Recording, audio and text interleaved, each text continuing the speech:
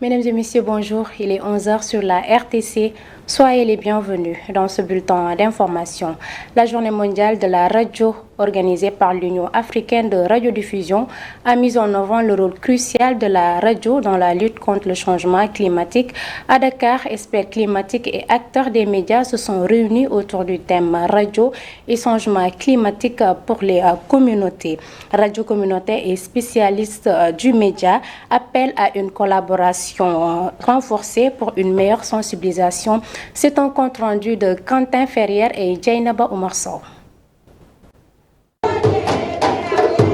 C'est au rythme du Sabar que s'est ouverte la célébration de la journée mondiale de la radio de l'Union africaine de radiodiffusion.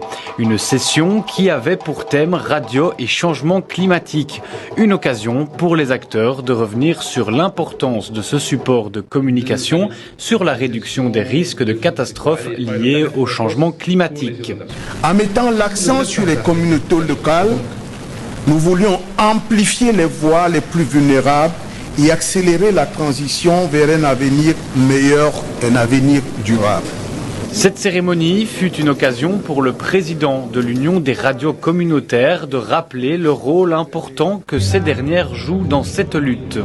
Face à cette vulnérabilité des populations, les radios communautaires essaient, tant bien que mal, d'organiser des émissions et d'autres formats radiophoniques pour sensibiliser les populations, échanger avec les chercheurs de ces questions climatiques pour développer davantage la résiliation de ces populations-là. Pour atteindre l'objectif visé, il faut une étroite collaboration entre ces supports de communication et les acteurs du climat. Il faudrait qu'il y ait une fusion de formation entre ces journalistes qui traitent de ces questions climatiques et les scientifiques qui maîtrisent ces questions et faire en sorte qu'on ait les mêmes compréhensions, des mêmes paradigmes, des mêmes concepts et de leurs implications pratiques. Le deuxième sommet de l'UAR, cette année à Dakar, a rassemblé un panel d'experts et de diplomates venus de toute l'Afrique. Il se clôture aujourd'hui. Et à présent, direction Touba a développé toute la filière des posés cuir dans la zone et l'objectif visé par la direction du développement territorial. Pour ce faire, un CRD a été organisé à la gouvernance de Diourbel afin d'examiner la faisabilité de ce projet ambitieux baptisé ZIAR qui signifie zone industrielle artisanale. Aboubakri Ngolok, directeur du développement territorial, s'est exprimé au micro de Babacar Sall. Ce qu'on vise d'abord, c'est de développer toute la filière des peaux et cuirs dans la zone de Touba. Quand je dis le développement de la ZIAR, je parle d'abord en amont de la chaîne de valeur.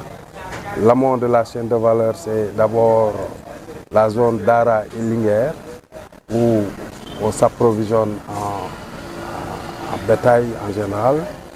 Et puis par la suite, il y a le marché, le grand marché de Touba. Et puis par la suite, la transformation. Donc c'est toute la chaîne de valeur, c'est créer de la valeur ajoutée. Qui dit création de la valeur ajoutée, dit création de richesses. Et qui dit création de richesses, dit création d'emploi, de l'emploi, réduction du déficit de notre balance commerciale, arrêter de sous-traiter nos emplois à l'étranger, favoriser le développement de nos territoires et puis assurer leur attractivité et in fine assurer le développement du Sénégal comme l'a inscrit l'agenda de transformation systémique du Sénégal 2050, et ce qui est inscrit aussi dans le master plan sur 10 ans, mais aussi sur la SND, la stratégie nationale de 2025-2030. Et nous restons toujours à Touba. Une réunion s'est tenue entre l'association nationale Allo Dakar et Allo Kaolack pour échanger sur les défis du secteur. À cette occasion, le président de l'ANAT, Abdoulaye Ndiaye, a lancé un appel pressant à l'État du Sénégal pour la régularisation du secteur Allo Dakar, soulignant l'urgence de mesures concrètes pour assurer son organisation et son développement. Écoutons sa réaction au micro de Falundong. Nous rencontrons beaucoup de difficultés dans notre travail. Vu que le GIH national Allo Dakar compte plus de 30 000 membres. Et quand on dit 30 000 membres, c'est beaucoup de sociétés qu'on a créées. Vu que c'est un pays actuellement qui a un manque de travail, on a créé cette initiative, cette boulot pour que les gens puissent s'y retrouver. Donc nous rencontrons beaucoup de difficultés sur les routes parce que nous avons un manque de licence. Mais nous faisons un bon travail. Tous les Sénégalais reconnaissent notre travail. Donc nous demandons à l'État du Sénégal de pouvoir nous aider, de pouvoir nous appuyer et de pouvoir nous régulariser. Ce qu'on veut dire, de pouvoir nous régulariser pour qu'on puisse travailler dans toute une sécurité et convenablement. Falundong, plus de 150 millions de francs CFA de produits périmés et de chanvre indien ont été incinérés ce jeudi à Sédhiou. Ils ont été saisis depuis 2021 par le service régional du commerce et de la brigade des stupéfiants. L'adjoint au gouverneur chargé du développement, Ba Ousmane Danfaha, appelle à un engagement communautaire pour lutter contre ce fléau. Propos recueillis par Oumar Sissé. Pour cet exercice, une quantité de 6 tonnes de produits a été détruite, dont près d'une tonne 900 de chanvre indien et 4 tonnes de produits alimentaires impropres à la consommation. Donc le tout pour une valeur estimée à 154 553 000. Qu'il s'agisse de chanvre indien, de produits périmés, de médicaments ou d'autres substances interdites, présente un réel danger pour la santé publique et la sécurité de notre population. Cet événement témoigne vraiment de la vigilance et de l'engagement sans faille de nos services dans la lutte contre la contrebande, le trafic de produits, le trafic de stupéfiants et la commercialisation de produits impropres à la consommation.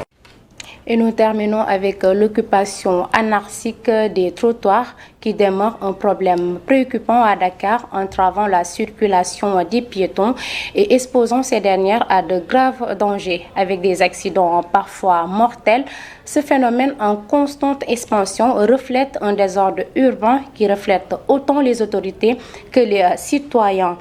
Plongeons au cœur de cette problématique dans ce reportage signé Aminata Abdoulaye Wade. Malgré les multiples séances de déguerpissement, le rond-point Liberté 6 a retrouvé son décor habituel. Des vendeurs se réinstallent un peu partout, y compris sur les trottoirs. Un phénomène également observé dans plusieurs quartiers de la capitale. Il y a les sanctions qui manquent. Aussi, il y a la politique aussi. Parce qu'on calcule que les gars là, si on les déguerpit ici, alors que vers les élections, ils vont pas nous voter, donner leur carte. Il n'y a presque pas de trottoir.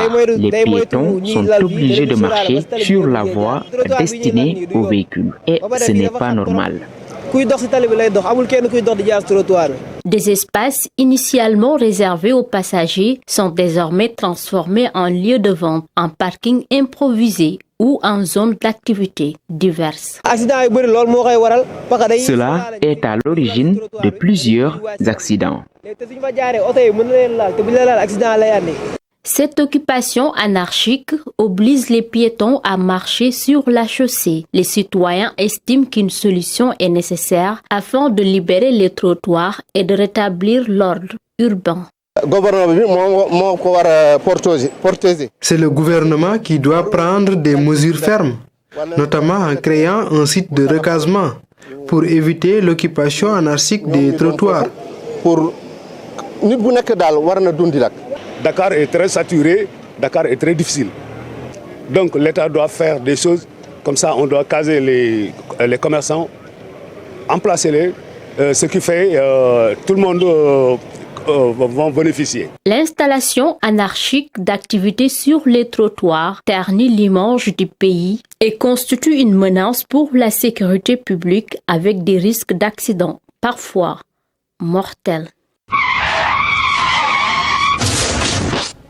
Aminata Abdoulaye Wade, c'est la fin de ce journal. Merci de votre attention. L'information continue également sur uracsenegal.sn et à 12h, vous aurez les informations en poulard avec Jainaba Oumar Sow. Très belle journée.